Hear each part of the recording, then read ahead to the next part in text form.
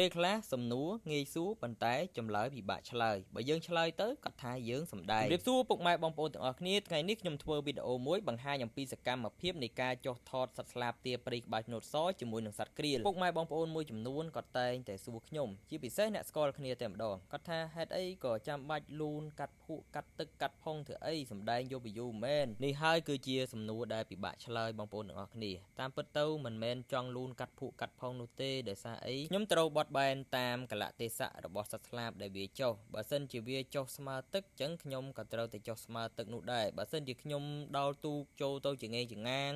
ឬក៏យើងចូលទៅដើរថតផុយវាប្រកាសជាផ្អើលអត់ឲ្យយើងបានថតនោះទេជាក់ស្ដែងក្នុងថ្ងៃតែមួយដូចជាការថតសត្វក្រៀលនេះជាដើមគឺខ្ញុំត្រូវដោលទូកចូលសន្សឹមដោយសារអី